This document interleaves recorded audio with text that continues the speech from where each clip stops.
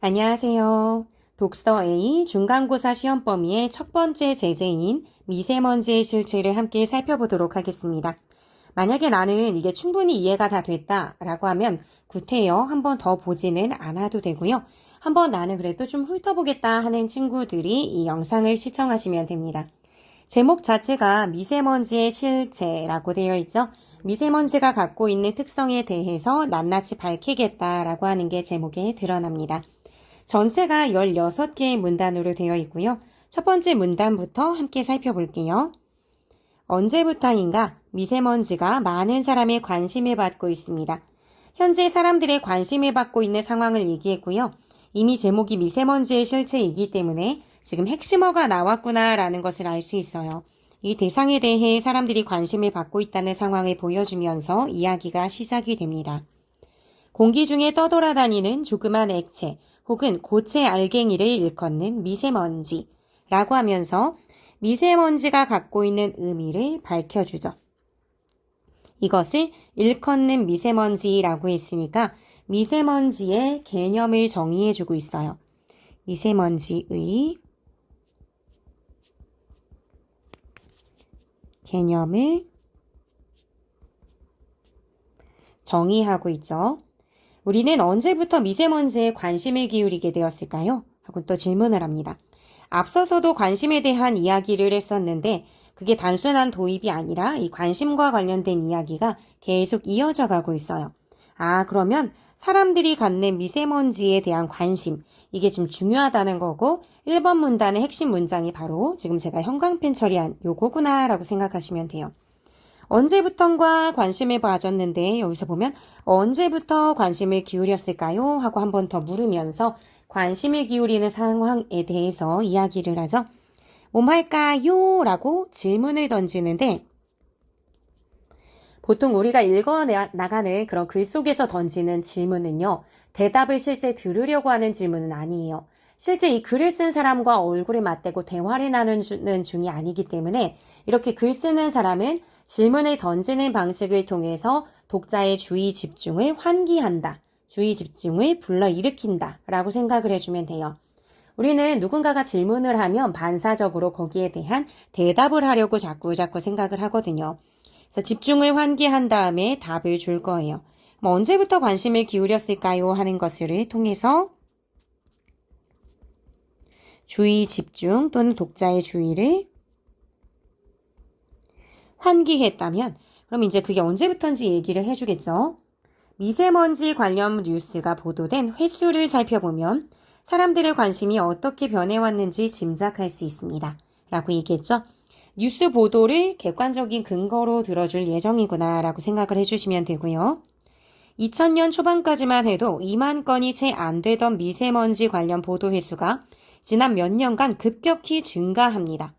사람들이 뭔가 관심을 굉장히 많이 갖고 있나 보다 라고 생각하시면서 쭉 보시면 특히 2014년을 기점으로 이 미세먼지 관련 보도 횟수가 폭발적으로 늘어난다고 해요.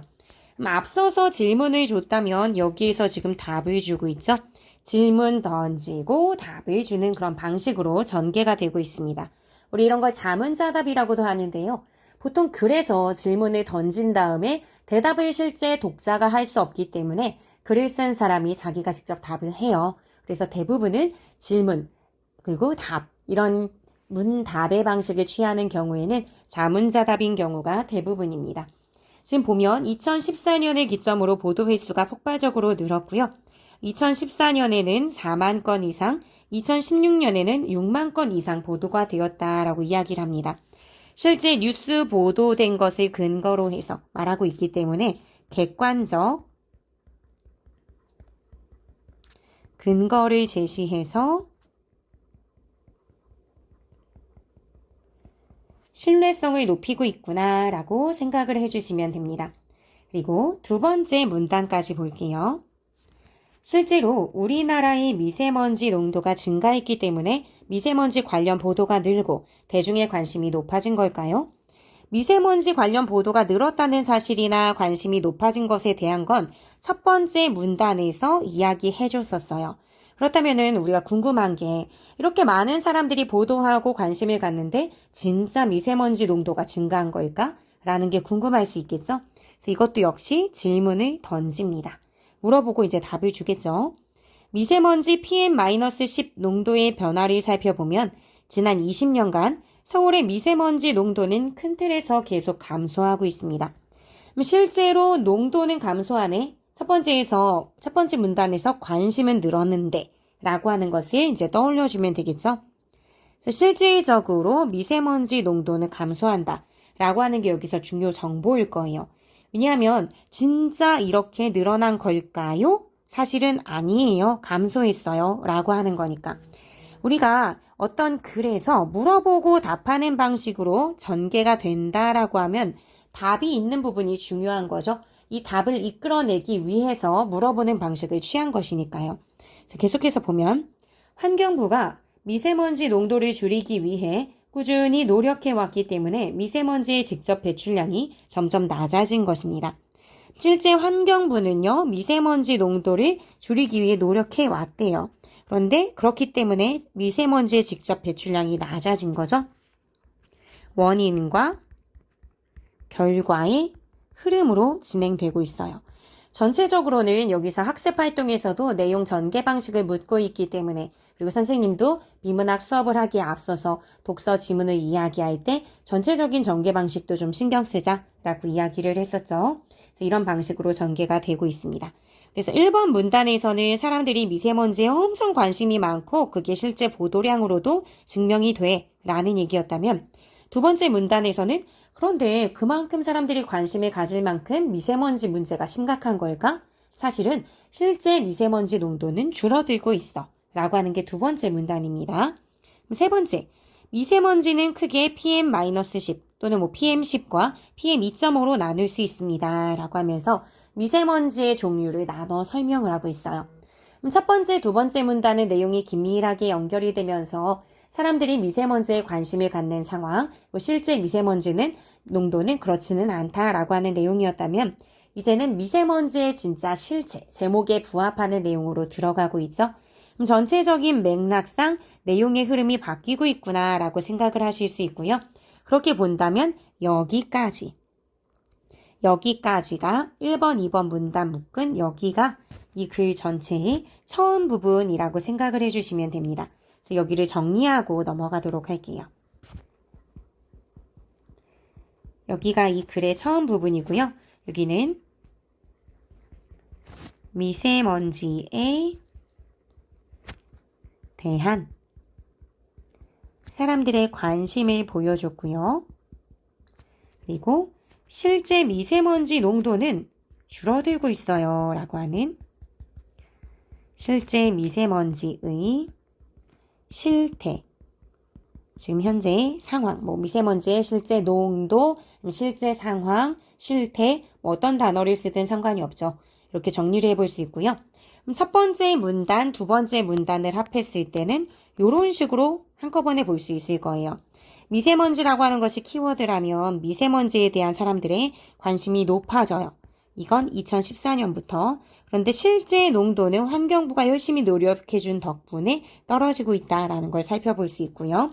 미세먼지라고 하는 것이 여기서 핵심 화제이기 때문에, 주제어이기 때문에 그것의 개념까지 알고 넘어간다면 공기 중 떠도는 액체, 고체 알갱이. 보통은 고체만 생각하실 수도 있는데 액체까지 포함이구나 라고 하는 것 정도 기억하고 세 번째 문단으로 넘어가면 되겠습니다. 그럼 세 번째 문단을 볼게요. 미세먼지는 크게 PM10과 PM2.5로 나눌 수 있습니다. 모르긴 몰라도 일단은 나눈대요. 그런데 이게 어떻게 나뉘는 거지? 라고 모를 수 있기 때문에 알려줘요. PM10은 입자 지름이 약 10 마이크로미터 이하인 먼지를 말합니다. 라고 하면서 PM10이 어떤 건지, PM10의 개념, 이것을 정의해주고 있죠. 사람의 머리카락 단면 지름이 80에서 100 마이크로미터이니 그보다 10배 정도 작은 것입니다. 여러분 한번 자신의 머리카락 지름을 측정해 볼까요? 절대 측정이 지금 안 될 거고 눈을 확 모으면서 봐도 이게 도대체 얼마야 라고 할 만큼 굉장히 가늘어요. 근데 이것보다도 10배 정도 작다고 했으니까 우리가 그냥 눈으로 봤을 때는 미세먼지 하나가 동동 떠다닌다 해서 그것을 눈으로 실감하고 볼 수 있는 수준이 아니구나라고 생각을 해주시면 돼요. 일단은 PM10인 경우는 10 마이크로미터 이하라고 했으니까 뒷부분을 읽어보지 않는다 하더라도 PM2.5라고 하면 이거 지금 PM10보다 4분의 1은 더 작구나 라고 하는 것을 쉽게 짐작하면서 읽으실 수 있을 거예요. 계속 이어서 보면요. PM2.5는 우리가 예상한 대로 입자 크기가 2.5 마이크로미터 이하인 초미세먼지다. 그냥 먼지도 미세먼지도 작지만 이것보다도 4분의 1이나 작기 때문에 진짜 작다라고 해서 초미세먼지라고 한대요. 그러면 미세먼지를 지금 크기 기준으로 해서 둘로 나눴고요. PM10인 경우는 일반적으로 그냥 미세먼지라고 하는 것. 근데 그것보다도 훨씬 작아진 경우는 엄청 작다라고 해서 초미세먼지라고 하는구나 라고 기억을 해주시면 됩니다. 그래서 이렇게 해서 두 개를 분류해서 얘기를 해줬고요. 최근에 미세먼지보다 인체에 훨씬 유해하다는 연구 결과가 나왔습니다. 이건 초미세먼지에 대한 설명이죠. 초미세먼지의 경우는 인체에 훨씬 미세먼지보다 유해하구나 라고 생각해 주시면 되는데 여기서 미세먼지는 유해하지 않다라는 이야기는 아니죠. 미세먼지보다 더 유해한 거니까 미세먼지도 초미세먼지도 둘 다 몸에 안 좋은데 초미세먼지는 훨씬 입자가 작으니까 여기저기 몸속 구석구석 침투하기가 굉장히 수월하겠죠. 그러니까 좋지 않을 거예요. 서울에서 관측된 초미세먼지의 10년간 농도를 보니 농도가 조금씩 감소하고 있지만 그러니까 농도 자체가 감소는 하고 있어요. 점점 줄어드는 거죠. 그렇기는 하지만 좀 미세먼지보다는 감소폭이 조금 덜합니다. 둘 다 감소하고 있는 건 맞는데 더 나쁜 초미세먼지는 덜 감소 중이구나 라고 생각을 해주시면 돼요. 그거는 사실은 여기 그래프를 통해서도 확인이 가능합니다. 지금 미세먼지 PM10의 농도의 연도별 변화였고요. 큰 틀에서 감소한다 라고 하는 말을 이야기했었죠. 왜냐하면 환경부가 계속 노력을 해줬기 때문에 그렇게 봤을 때 지금 두 번째 문단에서 했던 걸 얘기 안 하고 넘어간 부분이긴 한데요. 언뜻 봤을 때는 다 감소는 아니에요. 여기 이렇게 중간중간에 살짝씩 올라가는 부분이 있단 말이에요. 근데 그럼에도 불구하고 지금 감소라고 했을 때 그 앞에 무슨 말이 붙었냐면 여기에 큰 틀에서 계속 감소한다. 이 말이 있죠. 그러니까 큰 틀이라는 건 한 번도 빠짐없이 계속해서 감소했다는 게 아니라 시작점과 끝점, 이걸 연결해 봤을 때 이 큰 틀에서는 전체적으로 20년간 감소하는 모습을 보이고는 있구나. 요 말인 거예요. 다만 큰 틀에서 감소했다고 해서 한 번도 중간에 올라간 적이 없다라고 볼 수는 없는 거죠. 그렇다면 미세먼지의 농도는 큰 틀에서 어쨌든 이런 정도의 각도를 보이면서 감소를 했는데 여기 초미세먼지라고 직접 얘기하고 있지는 않지만 PM-2.5 또는 PM2.5라고 얘기했죠. 얘가 바로 초미세먼지잖아요. 초미세먼지의 경우도 여기 지금 보면 큰 틀에서 봤을 때 감소하고 있는 게 맞기는 맞는데 감소하는 어떤 경사의 폭을 보면 이 각도가 이 위에서 봤던 애보다는 조금 더 작다라고 보는 거겠죠. 그러니까 그만큼 미세먼지 농도가 초미세먼지 농도가 감소한다라고 하는 공통점은 있는데 감소하는 정도의 차이가 있어서 초미세먼지가 조금 덜 감소된다. 그래서 더 조금씩 감소된다라고 보시면 됩니다. 그래서 일단 지금 세 번째 문단까지 봤던 내용을 살펴보자면요. 미세먼지를 지금 미세먼지와 초미세먼지로 나눴어요. 초미세먼지도 당연히 미세먼지죠. 왜냐하면 10 마이크로미터보다는 작은 게 맞으니까. 근데 그 중에서 훨씬 작다라고 하는 것을 초미세먼지라고 지금 본 것뿐이다라고 생각을 해주시면 돼요.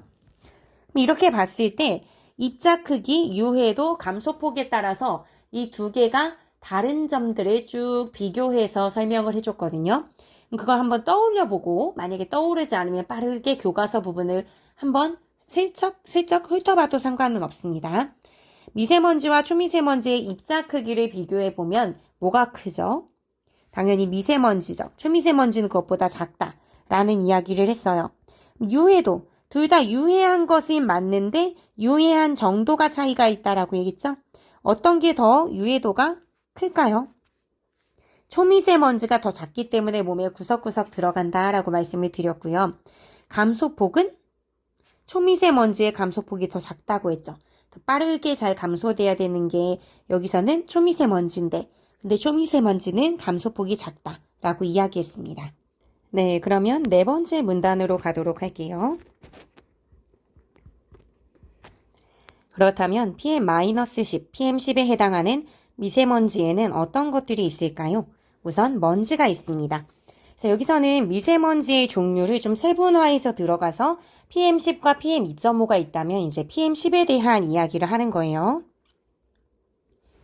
어떤 것이 있을까요? 하고 지금 언뜻 보더라도 물어보자마자 바로 답을 줘요. 그래서 미세먼지의 어떤 PM10 미세먼지의 종류들을 이야기하려나 보다라고 생각을 해주시면 되고요. 우선 먼지가 있습니다. 라고 알려주죠. 봄철 중국에서 우리나라로 오는 황사가 가장 대표적이죠. 먼지에 속하는 게 황사구나 라고 생각을 해주시면 되고요. 다음으로는 헤엄입자가 있는데 바다에서 파도가 칠 때 물거품이 공기 중에 부서져 조그만 알갱이로 남는 걸 말합니다. 헤엄입자는 솔직히 낯선 단어잖아요. 여러분에게, 선생님에게도 마찬가지고요. 그래서 잘 모를까봐 개념을 정의해주죠. 그래서 헤엄입자도 있다. 그러면 이건 물방울 같은 거잖아요. 우리가 아까 첫 번째 문단 이제 읽을 때 거기에 미세먼지 정의를 해줄 때 액체, 고체 알갱이가 전부 다 미세먼지다라고 이야기를 했었고요. 그러면 그 중에서 액체 알갱이가 이 헤엄입자구나 라고 생각을 해주시면 됩니다. 그리고 꽃가루도 일종의 미세먼지입니다. 요거까지 얘기한 다음에 이 세 종류의 미세먼지는 하면서 이 세 개를 이제 다 짚어서 다시 얘기해줘요. 얘네들, 요 세 종류의 미세먼지는 자연적으로 생성되는 자연 미세먼지입니다. 얘네는 자연적으로 생성이 된대요. 이렇게 자연적으로 생성되는 미세먼지들은 모두 크기가 크기 때문에 대부분 초미세먼지 범주에는 안 들어간대요. 그러면은 PM 2.5에서 PM 10 요 사이의 범주에 들어가 있구나 라고 생각을 해주시면 되겠죠. 여기서 지금 자연미세먼지 같은 경우 지금 미세먼지 중에서도 미세먼지 종류를 나눌 때 그냥 미세먼지와 초미세먼지 나눴고요. 그 중에서 미세먼지에 해당되는 걸로 자연미세먼지들을 예로 들어줬죠. 그래서 거기에는 황사, 헤엄입자, 꽃가루 요 세 개를 열거해 가면서 소개를 해줬습니다. 그러면 다섯 번째 문단으로 넘어갈게요. 미세먼지 중에서도 크기가 작은, 그러니까 초미세먼지 얘기하는 거겠죠. 요 예로는 버스나 트럭의 배기가스에서 나오는 검댕이 대표적입니다. 검댕을 먼저 얘기하죠. 초미세먼지의 예로. 이 까만 미세먼지는 크기가 엄청 작은 초미세먼지입니다. 요즘에는 자동차의 배기구에 여과장치를 달아서 이전보다 배기가스의 양이 많이 줄어들긴 했죠. 이런 거 잘 달지 않으면 이제 뭐 세금을 더 많이 낸다든지 뭐 환경부담금을 내겠죠. 그러니까 환경부에서 노력한 결과일 거예요. 검댕 외에도 대기 중에 쌓여 있다가 산성비를 내리게 하는 황산 암모늄이나 해양 유기물 등은 각기 화학종이 다른 초미세먼지들입니다. 여기서도 결국은 초미세먼지의 종류를 이야기한 게 전부예요. 그래서 여기서 지금 보면은 검댕 외에도 요것들이 있다라고 하면서 초미세먼지의 종류에 해당하는 것들을 지금 설명을 쭉 해줬고요. 다섯 번째 문단은 초미세먼지에 대한 이야기. 그래서 초미세먼지엔 검댕, 황산, 암모늄, 해양 유기물 등이 있다라고 하면서 열거해서 이야기했습니다. 그러면 여섯 번째 문단으로 다시 갈게요. 자연미세먼지는 땅이나 바다에 있다가 바람이 불면 대기로 올라갑니다. 자연 미세먼지가 어떻게 생겨나는지 이야기를 해주죠. 헤엄입자 같은 경우에는 바다에 있던 걸 거고요. 황사라든지 아니면 그 외에 뭐 미세먼지에 해당하는 것들은 땅에 있는 거죠. 꽃가루도 마찬가지고요. 근데 그게 바람이 불면 대기로 올라간대요. 그래서 미세먼지가 어떻게 생겨나는지에 대해서 지금 설명을 해주고 있습니다.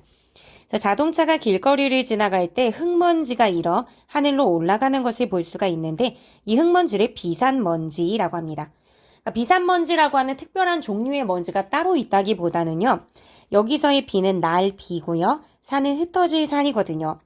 바람이 불면 대기로 올라간다는 것 자체가 날아 올라가는 거잖아요. 그러니까 비산이라고 하는 것이 바로 요걸 의미하는 거죠. 그러니까 흙먼지가 막 훅 하고 일어나는 것, 그게 비산한다라고 생각을 해주면 돼요. 그래서 이것도 미세먼지 농도를 높이는 중요한 원인 중 하나죠. 만약에 바람 한 점 없으면은 흙먼지 같은 게 위로 올라가지 않을 거고요. 중국에 있는 황사가 우리나라까지 오지도 않을 거예요. 그런데 그게 바람이 부니까 우리에게도 날아오기도 하고 우리 주변에 바람이 많이 불면 흙먼지가 막 불러일으켜지면 공기가 안 좋아지는 거죠. 그래서 황사도 이와 같은 원리로 발생합니다. 그러니까 지금 보면은 미세먼지가 각각 어떤 원리로 발생하는지 설명할 때 전부 다 흙먼지도 바람이 불면 일어나고 황사도 그러하다라고 얘기합니다. 흙이 많은 동아시아의 아주 건조한 땅에 강한 바람이 불면 흙먼지가 떠오르고 그것이 우리나라까지 날아오는 게 바로 황사죠. 그래서 비산에 의해서 흙먼지 날리고요. 그리고 황사도 이렇게 날아오게 됩니다. 그래서 6번째 문단에서는 미세먼지가 어떻게 만들어지는지 요건데요. 어떻게 만들어지는지 이렇게 하면 되게 길잖아요. 그런데 7번째 문단에서 6번 문단을 정리할 용어가 등장합니다. 초미세먼지의 생성 원리는 조금 다릅니다. 라고 나와 있죠. 앞부분에서는 그냥 미세먼지였는데 이번엔 초미세먼지고요. 이것의 생성 원리는 조금 다릅니다. 하는 걸 보면 앞부분에서 말했던 것은 미세먼지의 생성 원리구나 라고 생각을 해주시면 돼요. 그래서 앞부분 여기 지금 6번째, 7번째 문단 내용을 본다라고 생각한다면 6번째 문단에서는 미세먼지가 어떻게 생겨나는지 생성 원리를 밝혀주고 있고요. 그것은 바람이 날려서 흙먼지나 황사 같은 게 바람에 훅 일어나면서 난다라고 이야기한 거라면 이번엔 초미세먼지의 생성 원리가 7번째 문단에 나와 있습니다. 더운 여름날 음료를 냉장고에 넣었다 꺼내면 표면에 물방울이 생기죠. 그리고 추운 날 아침에는 밖에 안개가 낀 것을 볼 수 있고요. 온도 차이에 의해서 이렇게 물방울 생기는 거 우리 본 적 있을 거예요. 이것은 공기 중의 수증기가 서로 달라붙는 응결 현상이 일어났기 때문입니다. 지금 더운 날 음료 먹은 것이나 안개의 예를 보여주면서 이것은 수증기가 서로 달라붙는 응결 현상이다 라고 얘기해요. 뜬금없이 이거 얘기 왜 해? 라고 생각하실 수 있는데요. 뒤에를 보면 초미세먼지도 같은 원리로 생깁니다 라고 했어요. 그러면은 초미세먼지도 응결 현상이라고 하는 원리에 의해서 생긴 거고요. 여기서 말하는 응결 현상은 달라붙는, 그러니까 서로 뭔가 물질과 물질이 달라붙는다라고 생각을 해주시면 돼요. 그래서 수증기끼리 공기 중에 뭔가 그 공기들끼리 뭉치고 뭉치면 그것들이 하나의 큰 덩어리가 되면서 물방울이 되기도 하잖아요. 그러니까 그 얘기하는 거죠. 근데 다만 물방울은 수증기 자체를 재료로 하니까 인체에 무해하다면 초미세먼지의 경우는 그렇지 않다. 초미세먼지는 몸에 좀 좋지 않은 유해한 경우다라고 이야기해 볼 수 있습니다. 그래서 교과서 내에서는 초미세먼지는 응결 현상에 의해서 만들어졌다라고 이야기를 해주죠. 지금 선생님이 갖고 있는 본문에는 이렇게 쓰여 있지만 아마 여러분이 읽고 있는 교과서에는 이 사이에 응결 현상이라는 말이 있어서 응결 현상의 원리로 쓰였다, 만들어졌다 이렇게 쓰여져 있을 거예요. 그래서 여기 초미세먼지, 미세먼지의 생성 원리를 정리를 할 때 이 생성 원리, 요거는 응결에 의한 거다라고 생각을 해주시면 됩니다. 지금 요거 하나하나 막 다 따라 적는 친구들 없죠? 선생님이 패들렛에 요거 전체적인 내용 구조도 올려놨고 수업하면서도 나눠줬었기 때문에 그걸 참고해 보시면 됩니다. 그렇다면 그 다음 문단 넘어갈게요. 8번째. 초미세먼지를 생성하는 대표적인 물질은 이산화황, 질소화합물, 암모니아, 유기기질 이렇게 4가지입니다. 초미세먼지를 만들어내는 물질이죠. 여기서 앞에서 보면 초미세먼지의 재료는 그렇지 않다라고 했는데 그 재료에 해당되는 게 요거라고 생각을 하면 돼요. 그러니까 요거 자체도 몸에 좋지는 않은 것 같은데 얘네가 어떻게 초미세먼지를 생성해낼까요? 하고 물어봤어요. 그럼 여기서도 질문을 던지고요. 그래서 여기에 해당되는 답을 다음 단락, 9번째 단락에서 줄 거예요. 우선 이산화황은 화력발전소에서 전기를 만들 때 발생합니다. 여기 지금 앞에서 말했던 이산화황을 여기서 또 얘기하죠. 그러니까 그 물질 하나하나 정리를 해줄 거예요. 화력발전소에서 전기를 만들 때 발생하는데요. 이 이산화황 여러 개가 서로 달라붙으면 황산이나 황산염이라고 하는 초미세먼지가 생긴대요. 이 빨갛게 한 게 초미세먼지고요. 그럼 이 이산화황은 초미세먼지의 재료가 될 텐데 이게 어떻게 해서 되냐? 서로 달라붙어서 된다. 달라붙는 과정에 의해서 초미세먼지가 된 거죠. 아까 초미세먼지는 응결현상에 의해서 만들어진다라고 했고 응결현상 자체가 달라붙는 현상을 얘기하는 거니까 여긴 지금 서로 달라붙으면 이라고 되어 있지만 응결하면 이라고 말을 바꿔도 상관없겠죠. 이 글 자체에서는 달라붙는다는 것과 응결하다가 같은 의미로 쓰이고 있어요. 그 기체에서 생성된 미세먼지라 훨씬 크기가 작죠. 그래서 초미세먼지죠. 그 다음 자동차에서 배출되는 질소화합물. 질소화합물도 초미세먼지의 재료가 되는 거죠. 생성물질. 얘도 대기 중에서 서로 달라붙어요. 달라붙게 되면 질산염이라고 하는 초미세먼지가 됩니다.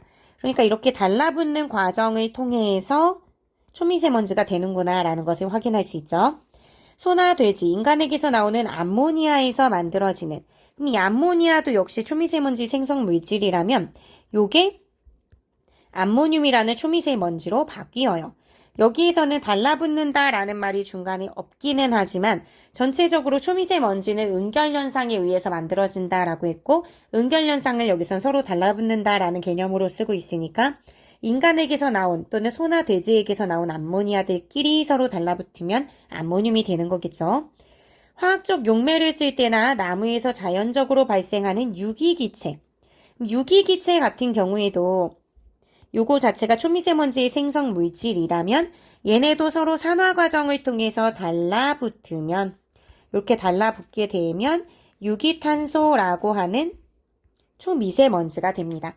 그러니까 지금 9번째 문단은요. 각각 초미세먼지 생성 물질들이 결과적으로는 응결 현상을 거치게 되면서 즉 서로 입자들이 달라붙으면서 요런 초미세먼지, 요런 초미세먼지 각각의 초미세먼지로 바뀌게 되는 현상을 쭉 보여줬습니다. 이렇게 정리를 해봤고요. 그 다음 10번째 문단으로 넘어갈게요. 그렇다면 초미세먼지나 미세먼지로 대변되는 우리나라의 대기오염 지수는 얼마나 될까요? 그럼 우리나라 대기오염 지수가 어느 정도인지 지금 질문을 던지고 있어요. 그럼 앞으로는 우리나라 대기오염 지수를 얘기해 주겠죠. 여기서 물어봤다는 것은 대기오염 지수에 대해서 답을 준다는 거예요. 그럼 답에 해당되는 게 중요하니까 그 내용이 앞으로 펼쳐질 거란 말이에요. 그럼 앞부분에서는 초미세먼지, 미세먼지의 종류, 얘네들이 어떻게 만들어지는지를 설명했다면 이제는 우리나라의 미세먼지 농도에 대해서, 대기오염 지수에 대해서 얘기할 거라 내용의 흐름이 조금 달라졌죠. 그래서 여기까지. 아까 1번에서 2번까지의 문단을 전체 글의 처음이라고 봤다면 요거는 설명하는 글이잖아요. 그러면 처음, 중간, 끝 이렇게 내용이 흘러갈 텐데 그럼 여긴 중간에 해당이 될 거예요. 근데 중간이 아직 다 안 끝났잖아요. 근데 중간에 내용의 성격이 바뀌었기 때문에 여기까지를 중간 1로 보도록 하겠습니다. 중간 1 부분에서는 미세먼지의 종류를 얘기했고요. 이 종류와 생성 원리 이걸 설명하고 있죠. 중간 2부터는 이제 우리나라의 미세먼지 또는 대기오염 지수 이런 것들을 설명하게 될 예정입니다. 두 번째 문단으로 여기 10번째 문단으로 갈게요. 여기서 이제 중간 2가 시작이 될 텐데 여기 한번 봅시다. 그렇다면 초미세먼지나 미세먼지로 대변되는 오염지수 얼마나 될까요? 하고 물어보고 우리나라는 사계절 내내 초미세먼지가 20 마이크로그램 퍼 세제곱미터 보다 높습니다. 라고 알려줘요. 답에 해당되는 부분이 사실 중요한 거니까 우리나라는 이만큼 미세먼지가 농도가 높다. 라고 이야기하는 거죠. 여기에 핵심적인 내용이 사실 걸려 있는 걸 거고요.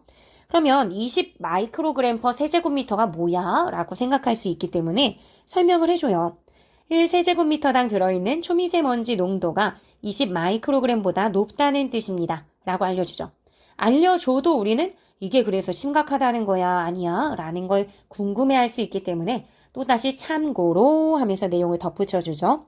참고로 세계보건기구 WHO는 국민의 건강을 보호하기 위한 초미세먼지 농도의 기준으로 10 마이크로그램 퍼 세제곱미터를 권장한대요. 우리는 WHO의 기준보다도 높잖아. 2배나 높네? 라고 생각할 수 있어요. 그냥 우리 엄마가 우리 동네 미세먼지 심각한 것 같대 라고 얘기하는 게 아니에요. 그리고 여기서는 WHO라고 하는 그것도 세계 어떤 전체적인 세계 시민들의 건강을 나름대로 좀 보장하기 위해서 연구하는 기관일 거 아니에요. 그래서 여기는 WHO라고 하는 권위 있는 단체의 어떤 조사를 가지고 오죠. 권위 있는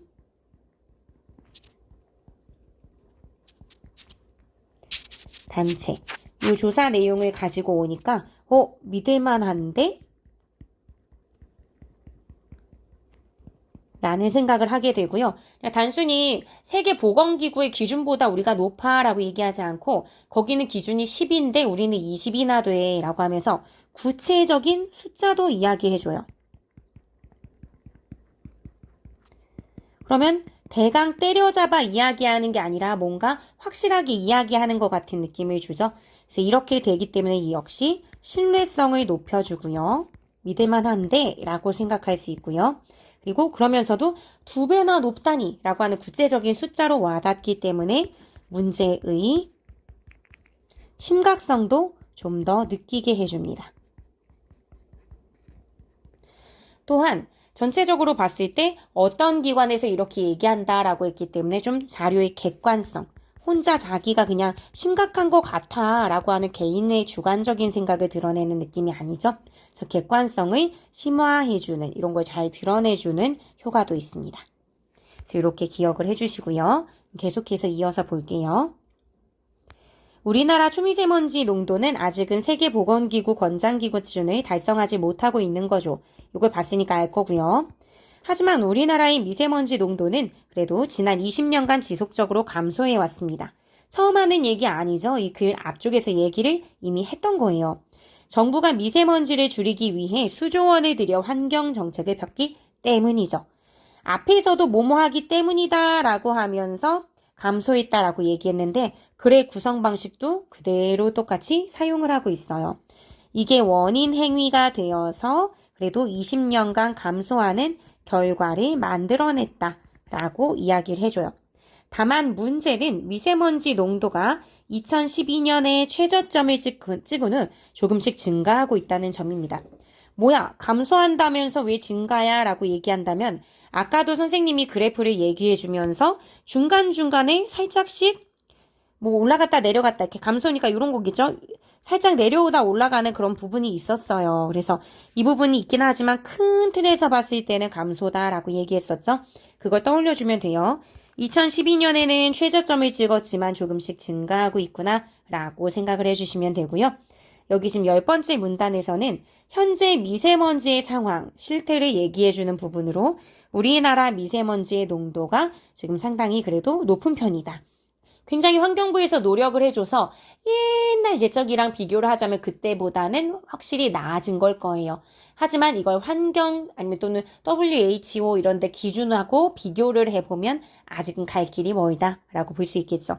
그래서 WHO 기준보다 높고 2012년 이후에 이때는 좀 감소했었다가 그 이후에 증가하는 상황이다 라고 하는 것까지 이야기를 해줍니다. 네, 11번째 문단 이어서 보도록 할게요. 왜 미세먼지 농도가 다시 증가하고 있을까요? 여기 지금 앞부분에서 2012년에 최저점을 찍은 후 조금씩 증가하고 있다고 얘기했는데 그 부분에 대해서 물어보면서 여기도 시작을 하고 있습니다. 기상 조건과 미세먼지 농도의 상관관계를 보면 알 수 있습니다. 라고 얘기하죠.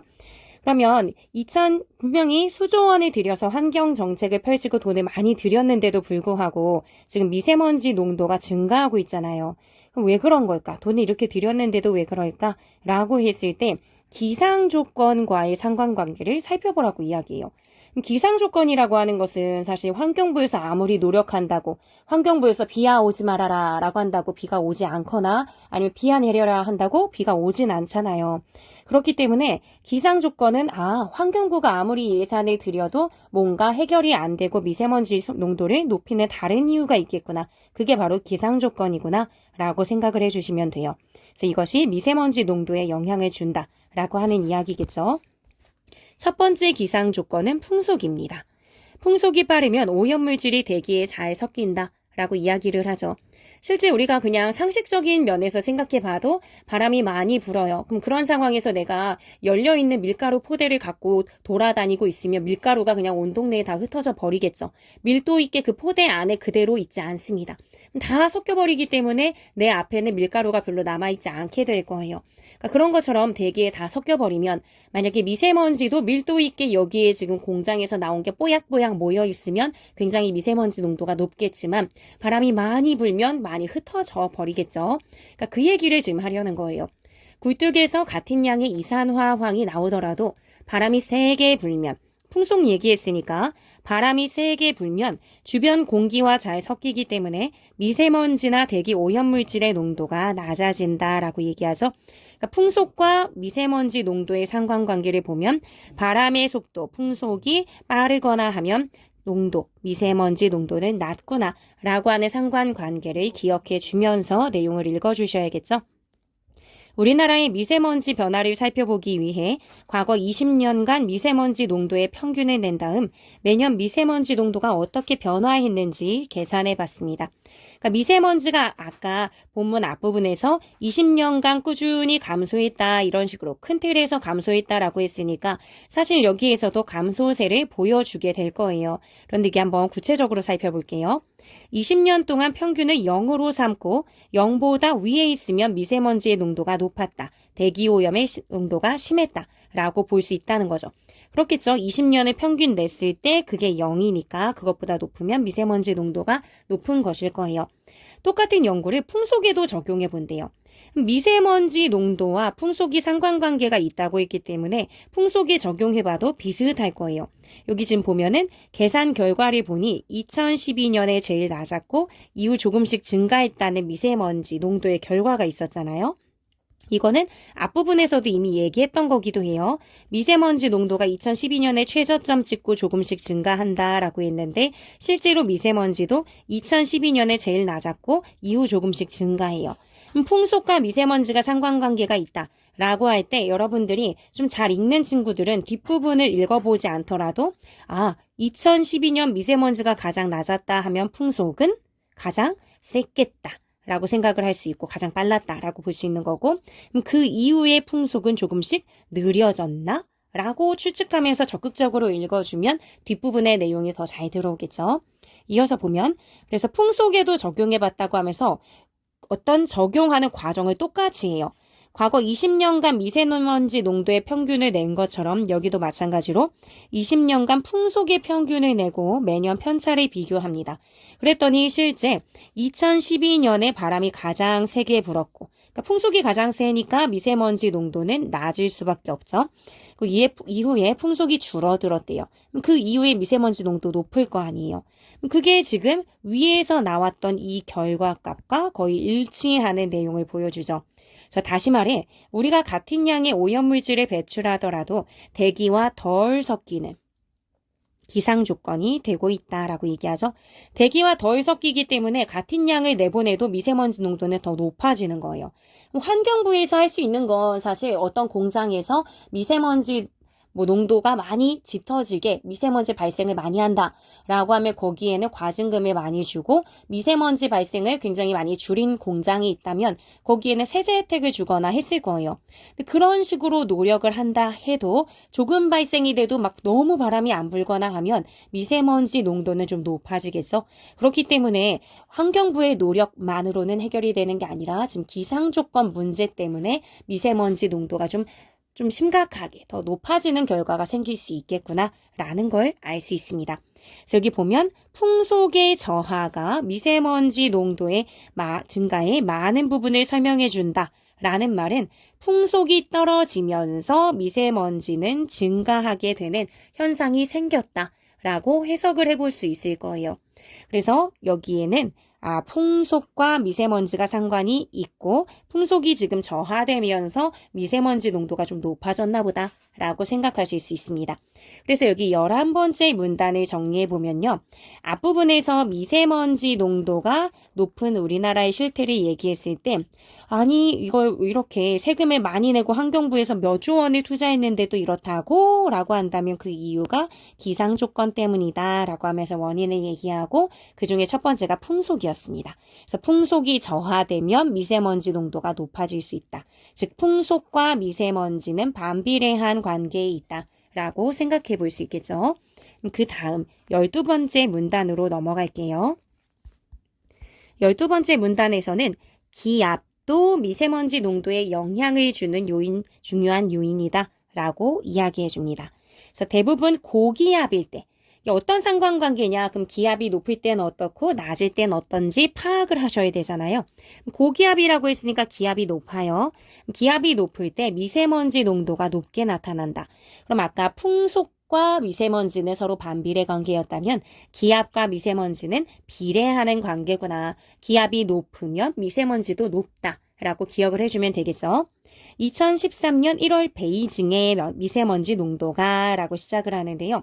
2013년 하면 여러분이 딱 떠올려줘야 되는 게 아까 2012년이 미세먼지 농도가 가장 바닥을 치던 좀 낮았던 그런 시기라면 2013년은 미세먼지 농도가 다시 올라가던 시기일 텐데 라고까지 생각해주면 아주 지금 잘 이해하고 있는 중이에요. 그래서 2013년 1월 베이징의 미세먼지 농도는 베이징의 미세먼지 농도를 지금 예로 들어서 설명을 해줄 거예요. 여기 지금 예시를 들어주죠. 농도가 1000 마이크로그램 퍼 세제곱미터까지 올랐대요.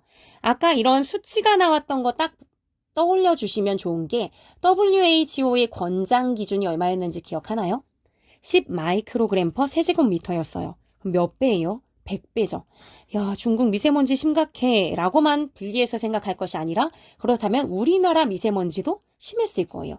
바람이 불면서 영향권 내에 있는 게 우리나라잖아요. 근데 어쨌든 베이징이 이렇게 심각했던 게 2013년이고요. 우리나라에서는 미세먼지 농도가 100 마이크로그램 퍼 세제곱미터만 돼도 마스크 착용을 권장한다. 베이징이 어마어마하게 심각했구나. 라고 생각할 수 있어요. 야외 활동도 자제하라 라고 하는 안내문이 나가는 게 100인데 1000으로 올라갔으니까 심각하네 라고 생각할 수 있죠. 베이징과 우리나라를 비교해 가면서 그렇다고 여기서 우리나라 미세먼지 농도가 낮았다는 얘기가 아니에요. 우리나라는 100 마이크로그램 퍼 세제곱미터만 돼도 굉장히 활동이 자제돼야 되고 마스크 착용을 해야 되는 시기인데 그만큼 지금 베이징도 굉장히 심각했고 그럼 이 시기에는 우리나라도 많이 심각했을 거야. 요 정도 생각하면서 읽으시면 돼요. 그렇기 때문에 여기에서도 보면 이때 한반도를 비롯한 동아시아가 고기압의 영향권에 있었다라고 하면서 마무리를 짓죠. 그럼 중국만이 아니에요. 한반도를 비롯한 동아시아가 다 고기압의 영향권에 있었으니까 이 당시에 이 지역권은 전부 다 미세먼지의 농도가 높았겠다라고 생각해 보실 수 있습니다. 그래서 여기 지금 기압에 대한 이야기를 하면서 13번 문단에서도 내용이 이어질 거예요. 겨울철 우리나라가 고기압의 영향권일 때는 북쪽에서 오는 바람이 상대적으로 적습니다. 지금 기압 얘기하는데 지금 고기압이니까 기압 높아요. 기압 얘기하는데 바람도 얘기하죠. 바람 얘기하면 여러분은 풍속 생각할 수 있어야 되고요. 바람이 상대적으로 적으면 풍속이 빠를까요? 느릴까요? 풍속은 느리겠죠. 그럼 요거는 풍속은 느립니다. 그럼 아까 풍속의 세기가 약한 경우에는 미세먼지의 농도가 높다라고 있고 고기압일 때 미세먼지가 또 농도가 높다라고 한 게 12번 문단의 내용이었어요. 그러니까 기압과 풍속도 좀 관련이 있구나라는 것도 생각을 해주시면서 요거 전부 다 미세먼지 농도가 높을 수밖에 없는 요건이네 라고 떠올려 주시면서 읽어주시면 좋죠. 그래서 계속 이어서 보면 그러면 공기가 주변과 잘 섞이지 않는, 바람이 잘 안 부니까 주변과 잘 섞이지 않는 정체 현상이 심해집니다. 즉 바람이 상대적으로 적은 상황이 원인이 된다면 이것으로 인해서 주변과 잘 섞이지 않는 결과가 생겼어요. 이게 또 결과라면은 주변과 잘 섞이지 않으니까 당연히 정체되면서 미세먼지 농도도 올라갑니다. 이렇게 계속 연결이 되는 거죠. 주변과 잘 섞이지 않는 게 또다시 원인이 될 거고 그래서 미세먼지 농도가 높아지는 결과가 또 생겨납니다. 반면 저기압이 영향을 미칠 땐 반대겠죠. 그래서 지금 고기압일 때, 저기압일 때를 설명해 주는데 저기압이 영향을 미칠 때는 상대적으로 공기의 흐름이 빠르대요. 즉 풍속이 빠른 거죠. 그래서 강수 현상들이 등이 게다가 동반되기도 합니다. 강수면 비가 내리는 거잖아요. 그럼 대기 중에 찌끄레기, 지저분한 거, 먼지 전부 다 씻어서 땅으로 흘려보낼 수 있는 거니까 미세먼지가 쌓일 수 있는 환경이 조성되지를 않습니다. 당연하겠죠? 그러면은 미세먼지 농도가 낮아질 거예요.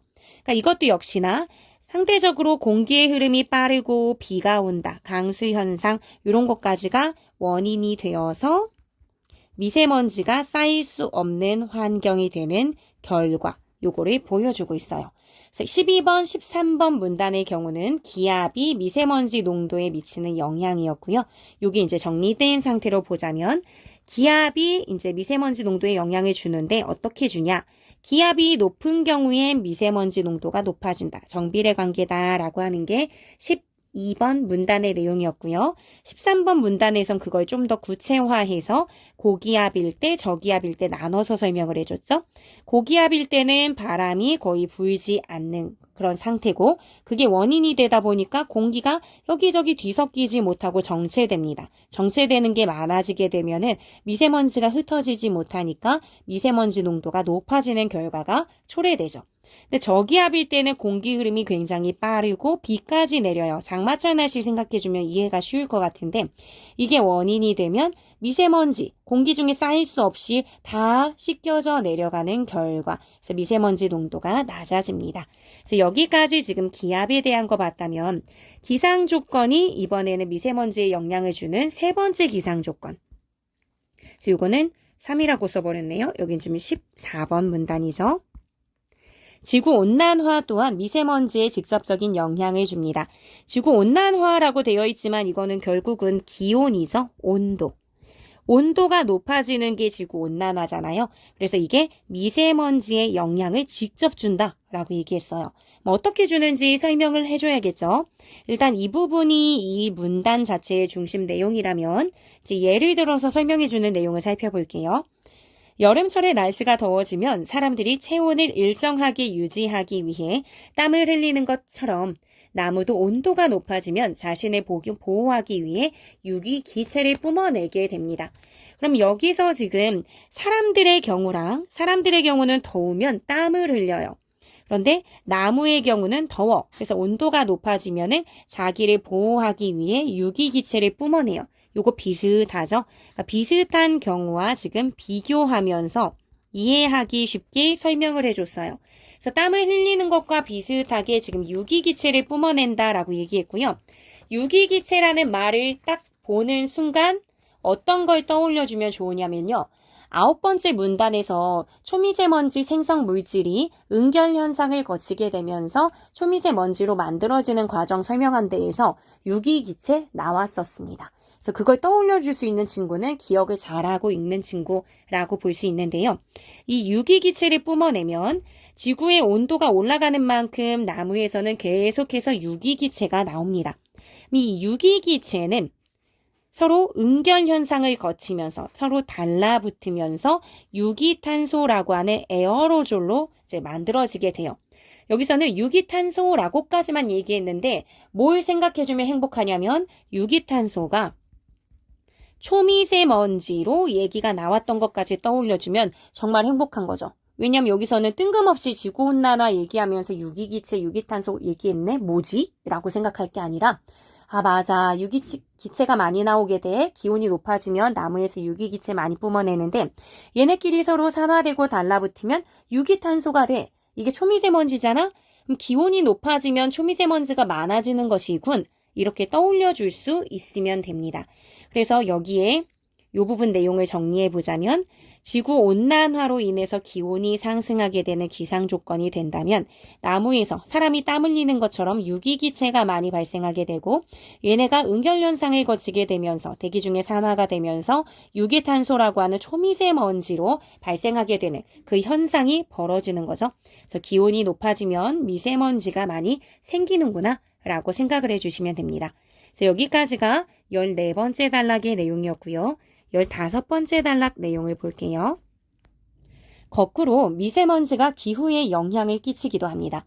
앞서서는 기상 조건이 미세먼지에 주는 영향이었다면 이번엔 미세먼지가 끼치는 영향이죠.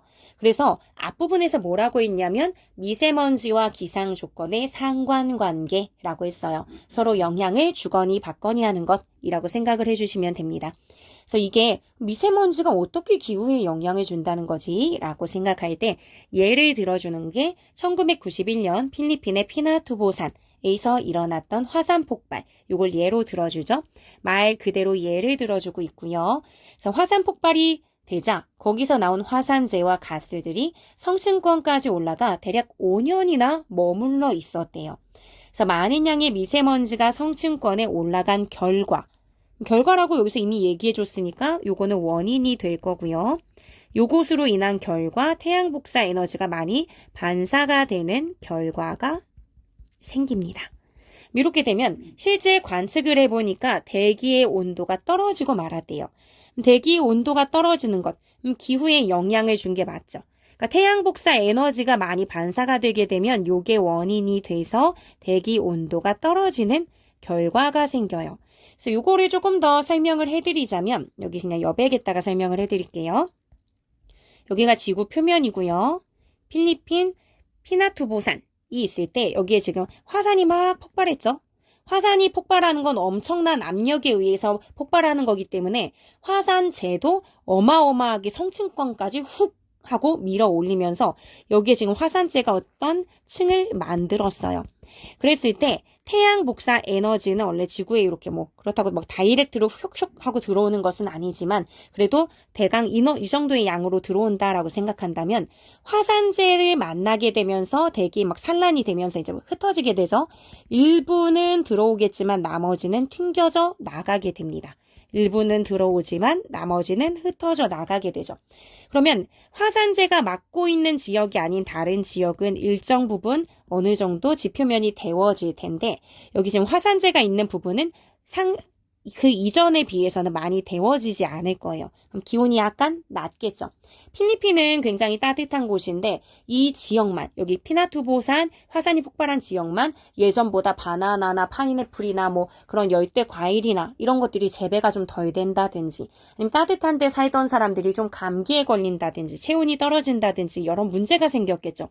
이게 무슨 일이야? 라고 생각하면서 5년이나 됐으니까 꽤 많은 영향을 줬을 거 아니에요. 그래서 그걸로 아마 조사나 뭐 다양한 연구를 했을 거예요. 그래서 여기 보면 여러 기후변화 모델에 미세먼지를 한번 넣어보고 모의 실험을 해봤더니 이것과 비슷한 결과가 나왔대요. 화산 폭발한 건 약간 극단적인 사례로 진짜 여기에 굉장히 많은 화산재가 들어가면서 어마무시한 밀도 높은 미세먼지가 끼어 들어간 거라면 우리가 그 정도는 아니지만 일상 속에서 계속해서 미세먼지가 많이 발생하게 되면 그 지역도 그 이전의 기후보다는 기온이 낮다든지 다른 변화를 가지고 오게 될 거다. 라고 하는 걸 이런 기후변화 모델에 넣고 실험한 결과 알게 됐을 거예요. 그래서 그걸 통해서 미세먼지라고 하는 것은 직접 햇빛을 반사하거나 구름에 영향을 끼쳐서 기후에 중요한 역할을 할 수가 있네 라고 하는 것을 알아냈다 라고 하는 이야기가 되는 거겠죠.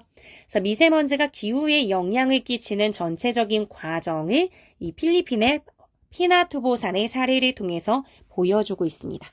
그러니까 전체적인 과정도 잘 설명을 하고 있구나 라고 생각을 해주시면 돼요. 그래서 이 부분 15번 문단의 경우는 미세먼지가 기후에 영향을 주기도 하는 내용 그 이야기를 펼쳐줬고요.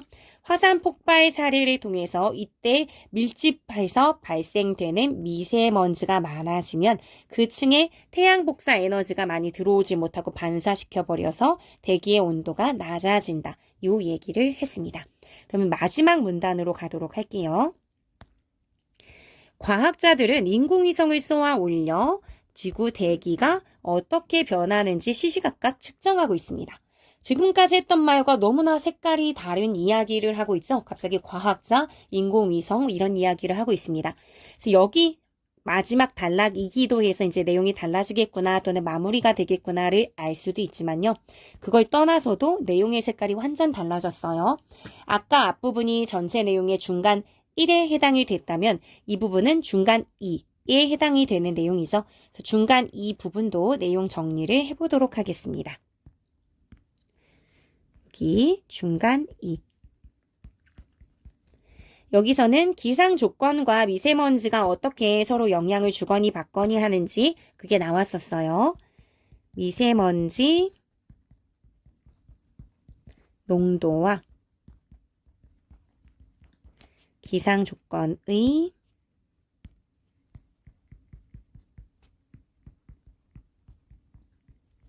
상관관계.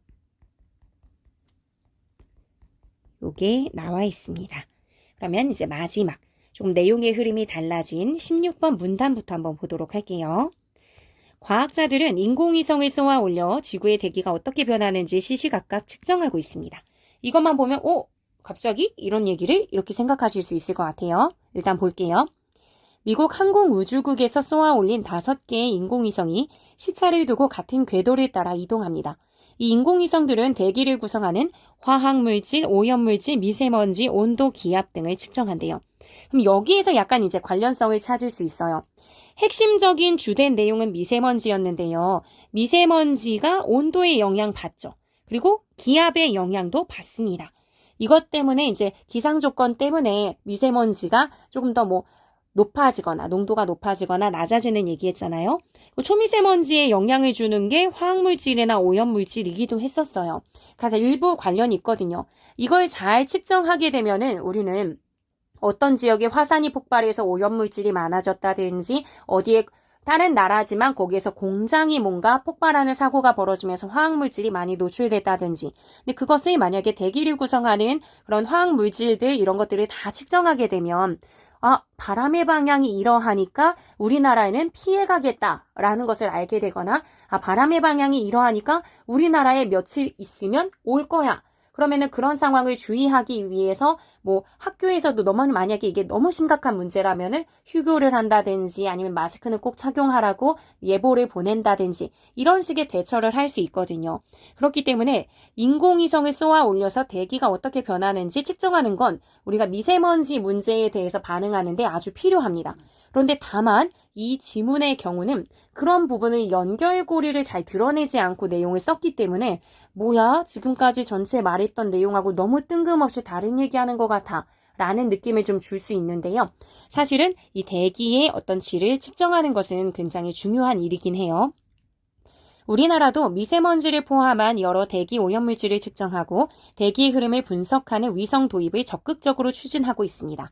그래야 국민의 어떤 미세먼지에 대한 반응을 잘하면서 건강을 좀 지킬 수 있겠죠. 앞으로도 기술이 점점 더 발전함에 따라 새로운 위성을 이용하여 한반도를 비롯한 동아시아, 나아가 세계에서 일어나는 지구 환경 변화를 지속적으로 관찰할 수 있을 것입니다. 대기는 바람을 통해서 다 통하고 연결이 될 수 있기 때문에 이런 과정은 꼭 필요해요. 다만 왜 필요한지 그걸 앞으로 어떻게 적용할지를 얘기하지 않다 보니까 앞에서 말했던 문단들과의 연결고리가 긴밀하지 않게 느껴지는 글이 되어버렸습니다. 어쨌든 마지막 문장까지 읽어보면요. 그러면 미세먼지를 포함한 지구의 대기가 어떻게 변화하는지 좀 더 면밀하게 관측할 수 있을 거고요. 이게 가능해지면 우리가 미세먼지 문제에 대해서 잘 좀 대응할 수 있을 것이다 라고 하는 얘기를 하고 싶었던 거겠죠. 그래서 이렇게까지 해서 전체 내용 다 살펴봤고요. 여기까지가 처음, 중간, 끝이라고 봤을 때 끝부분에 해당이 되는 부분이겠죠. 그래서 여기는 미세먼지를 비롯한